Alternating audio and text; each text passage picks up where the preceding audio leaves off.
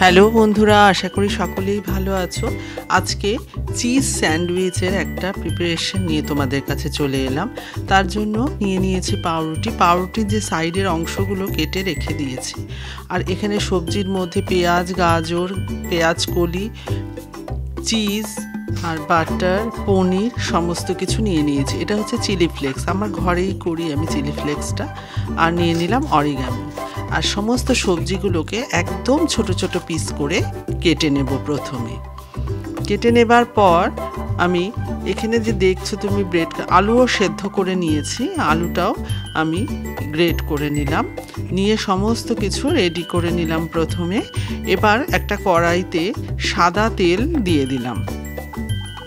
সাদা তেলটা দেবার পর প্রথমে পেঁয়াজটা দিলাম, তারপর যে বিনস কেটে রেখেছিলাম সেটা দিয়ে সামান্য একটু নুন দিয়ে দিলাম, দিয়ে নাড়াচাড়া করে পনিরটা এতে দিয়ে দিলাম। পনিরটা দিয়ে গাজর দিয়ে নাড়াচাড়া করে যে আলুটা আমি সেদ্ধ করে রেখেছিলাম সেটা স্ম্যাশ করে এতে ভালো করে মিশিয়ে নিয়ে বেশ কিছুক্ষণ এটা রান্না করে নেব। তারপর এখানে আমি দুরকমভাবে স্যান্ডউইচটা করব। একটা হচ্ছে স্যান্ডউইচ মেকারে করব, আর একটা কড়াইতেই করব। তার জন্য পাউরুটির মধ্যে প্রথমে বাটার লাগিয়ে তারপর আমি যে পুরটা তৈরি করেছিলাম সেটা এতে দিয়ে দিলাম। আর স্যান্ডউইচ মেকারে আমি প্রথমেই বাটারটা লাগিয়ে নিয়েছি, নিয়ে এবার স্যান্ডউইচ মেকারে এগুলো জন্য রেডি করে নিচ্ছি। এই যে বাটারটা লাগিয়ে নিলাম। বাটারটা লাগিয়ে নিলে এটার মধ্যে লেগে যায় না, জিনিসটা খুব সুন্দরভাবে উঠে আসে। স্যান্ডউইচ মেকারে খুব তাড়াতাড়িও স্যান্ডউইচটা হয়ে যায়, আর খেতেও এটা খুব ভালো হয়।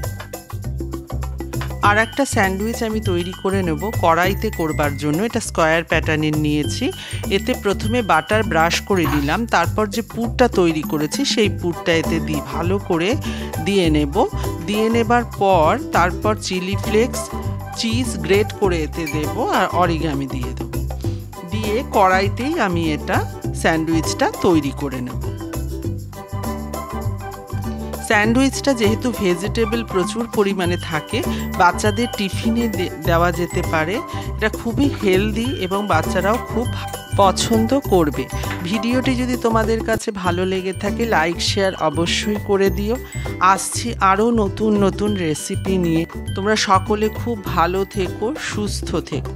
এবার কড়াইতে বাটারটা দিয়ে স্যান্ডউইচগুলো এতে দিয়ে হালকা একটু সেঁকে নেব। এটাতে পাউরুটি অনেকে কাঁচা খেতে চায় না, সেই জন্য এইভাবে দিলে কোনো রকম কোনো প্রবলেম হবে না। স্যান্ডউইচটা আমাদের একদম তৈরি হয়ে গেছে, যেটা আমরা ওভেনে করেছিলাম।